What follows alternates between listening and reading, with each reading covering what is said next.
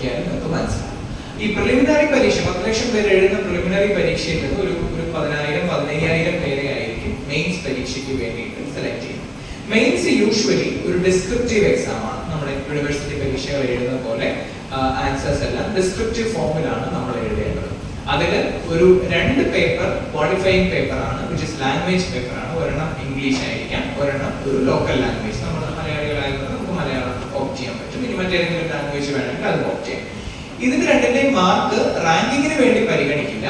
അത് ക്വാളിഫയിങ് പേപ്പറാണ്. നേരത്തെ CSAT പേപ്പർ പറഞ്ഞ പോലെ ഈ 2 പരീക്ഷയും ഈ 2 പേപ്പറും ഇംഗ്ലീഷിലും ഒരു ലോക്കൽ ലാംഗ്വേജിലും 25% മാർക്ക് നമ്മൾ വാങ്ങണം. വാങ്ങിയാൽ മാത്രമേ നമ്മുടെ ബാക്കിയുള്ള പേപ്പറുകൾ നോക്കത്തുള്ളൂ. അതായത് ഒരു ക്വാളിഫയിങ് പേപ്പേഴ്സ് ആയിട്ടാണ് ആക്ട് ചെയ്യുന്നത്. അപ്പോൾ ബാക്കി 7 പേപ്പറുകളാണ് നമുക്ക് റാങ്ക് ഡിറ്റർമിനിങ് ആയിട്ടുള്ളത്. അതിലൊരു essay പേപ്പർ ഉണ്ടാകും, 4 പിന്നെ ജനറൽ സ്റ്റഡീസ് പേപ്പർ ഉണ്ടാകും, 2 ഓപ്ഷണൽ പേപ്പറുകൾ ഉണ്ടാകും. ഒരു ഓപ്ഷണൽ സബ്ജക്റ്റിൽ 2 ഓപ്ഷണൽ പേപ്പറുണ്ട്. അതിൽ essay പേപ്പർ എന്ന് പറയുന്നത് നമ്മൾ 2 essay എഴുതണം.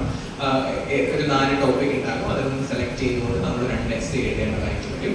ജനറൽ സ്റ്റഡീസ് പേപ്പർ എന്ന് പറയുന്നതാണ് നമ്മൾ ഈ പറയുന്ന ഹിസ്റ്ററി, ജിയോഗ്രഫി, എക്കോണമി, അല്ലെങ്കിൽ polity, sociology, environment, science and technology, international relation, internal security, ethics, ഇങ്ങനെ പറയുന്ന ഒട്ടനേകം വിഷയങ്ങൾ വരുന്ന ഈ 4 പേപ്പറുകളാണ് നമ്മൾ പ്രധാനമായിട്ടും ഫോക്കസ് ചെയ്ത് പഠിക്കുന്നത്. നേരത്തെ പറഞ്ഞ പോലെ ഇൻഡെപ്തിൽ കാര്യമായിട്ട് പഠിക്കണം എന്നുള്ളതാണ്. പക്ഷേ ഇത് പഠിക്കുമ്പോൾ യൂഷ്വലി നമ്മൾ ചെയ്യുന്ന കുറേയേറെ മിസ്റ്റേക്കുകളുണ്ട്. ആ മിസ്റ്റേക്കുകൾ കൂടി പറയാം. അതിലൊന്ന്, പലപ്പോഴും നമ്മുടെ കുട്ടികൾ ചെയ്തു കഴിഞ്ഞാൽ എന്ത് പഠിക്കണമെന്ന് നമ്മുടെ കുട്ടികൾക്ക് അറിയില്ല. അതായത് കുറെ പുസ്തകങ്ങൾ കളക്ട് ചെയ്യും, പ്രത്യേകിച്ച് ഓൺലൈനിലൊക്കെ ആയിരക്കണക്കിന് മെറ്റീരിയൽസ് ഉണ്ടാകും.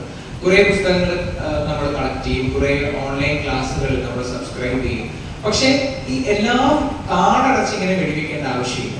ഒരു സബ്ജക്റ്റിനകത്ത് ഒരു മെറ്റീരിയൽ കൂടുതൽ പഠിക്കേണ്ട ആവശ്യമേ ഇല്ല.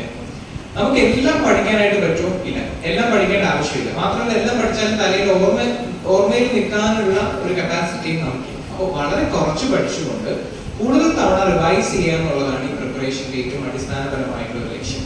അപ്പൊ അതുകൊണ്ട് ഒരു സബ്ജക്റ്റിന് ഒരു മെറ്റീരിയലിൽ കൂടുതൽ അല്ലെങ്കിൽ ഒരു ബുക്കിൽ കൂടുതൽ വായിക്കേണ്ട ആവശ്യമേ ഇല്ല. ആ വായിക്കുന്ന ബുക്ക് ഏതാണോ ആ ബുക്ക് വീണ്ടും വീണ്ടും വീണ്ടും വായിക്കുക എന്നുള്ളതാണ് നമ്മൾ ചെയ്യേണ്ട ഒരു കാര്യം. അപ്പോൾ stick to the precise material and revise more എന്നുള്ളതായിരിക്കണം നമ്മുടെ സ്ട്രാറ്റജി. പക്ഷെ പറ്റുന്നത് നമ്മളൊരു ബുക്ക് വായിക്കുന്നു, അപ്പൊ നോക്കുമ്പോൾ നമ്മുടെ കൂട്ടുകാരി അല്ലെങ്കിൽ കൂട്ടുകാരൻ വേറൊരു ബുക്ക് വായിക്കുന്നു. അപ്പൊ അതിൽ കുറച്ചും കൂടി കാര്യങ്ങൾ ഉണ്ടെന്ന് കാണും. കാരണം അവൻ അല്ലെങ്കിൽ അവൾ വന്നിരുന്ന് തള്ളും, അതിനകത്ത് അങ്ങനെയുണ്ട് ഇങ്ങനെയുണ്ട്, ഇത് നമ്മുടെ ബുക്കിൽ കാണുന്നില്ലല്ലോ എന്ന് കാണുമ്പോൾ നമുക്കൊരു ടെൻഷൻ കയറും. അൾട്ടിമേറ്റ്ലി ഇതൊരു കോമ്പറ്റേറ്റീവ് എക്സാം ആണ്. മറ്റൊരാൾ തോറ്റാലേ നമുക്ക് ജയിക്കാൻ പറ്റുള്ളൂ. അങ്ങനെയാണല്ലോ. നമ്മുടെ ഗ്രേഡ് കിട്ടുന്നത് പോലല്ല. അപ്പൊ നമ്മുടെ ഏറ്റവും ആത്മാർത്ഥമായ കൂട്ടുകാരനാണെങ്കിലും അയാൾ തോറ്റാലേ നമുക്ക് മുന്നിലേക്ക് വരാൻ പറ്റുള്ളൂ. അയാൾ ഒരു റാങ്ക് താഴേക്ക് പോയാലേ നമുക്ക് ഒരു റാങ്ക് മുന്നിലേക്ക് കയറാൻ പറ്റുള്ളൂ, അല്ലെ? അതിനകത്ത് ഒരു നാർസിസിസ്റ്റ് എലമെന്റ് എല്ലാ കോമ്പറ്റേറ്റീവ് എക്സാമിനേഷനുകൾക്കും ഉണ്ട്.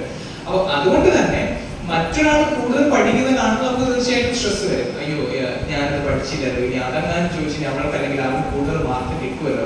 അപ്പൊ നമ്മൾ എന്ത് ചെയ്യും? ഈ ബുക്ക് ഇവിടെ വെച്ചിട്ട് കൂട്ടുകാരന്റെ ബുക്കിന്റെ പിന്നാലെ പോകും.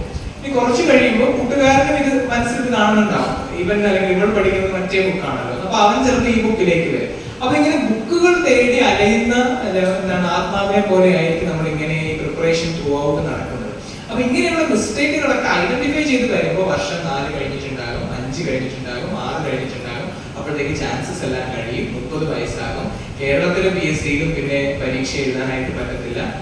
ഇതിന്റെ ഒരു പ്രശ്നം എന്ന് വെച്ച് കഴിഞ്ഞാൽ ഈ പരീക്ഷ സിവിൽ സർവീസ് ഇന്റർവ്യൂ വരെ പോയി എന്നതുകൊണ്ട് യാതൊരു ഗുണമില്ല, സർട്ടിഫിക്കറ്റ് ഒന്നും കിട്ടത്തില്ല. ഇപ്പൊ ഒരു സ്കീം സ്റ്റാർട്ട് ചെയ്തിട്ടുണ്ട്, PSUസിനൊക്കെ വേണമെങ്കിൽ എടുക്കാമെന്ന് പറഞ്ഞിട്ട്. പക്ഷെ അതും വോളണ്ടറി ആണ്. PSU എടുക്കോ ഇല്ലയോ എന്നുള്ള കാര്യം അറിയില്ല. പക്ഷെ സിവിൽ സർവീസ് 6 വട്ടം ഞാൻ ഇന്റർവ്യൂവിൽ പോയി എന്ന് പറഞ്ഞുകൊണ്ട് കാര്യമില്ല. We are all coming back to zero, അല്ലെ? അപ്പോൾ അതുകൊണ്ട് നമ്മുടെ ജീവിതത്തിന്റെ ഏറ്റവും മനോഹരമായിട്ടുള്ള സമയമാണ് നമ്മൾ ഇതിനു വേണ്ടി ഉപയോഗിച്ചിട്ടുള്ളത്. ഒരു 24 വയസ്സ് മുതൽ 30 വയസ്സ് വരെ 32 വയസ്സ് വരെയുള്ള കാലഘട്ടം ഏറ്റവും പ്രൊഡക്റ്റീവ് ആയിട്ട് നമ്മുടെ ഡെമോഗ്രാഫിക് ഡിവിഡൻഡ് എന്നൊക്കെ പറയുന്ന രാജ്യത്തിന് വേണ്ടി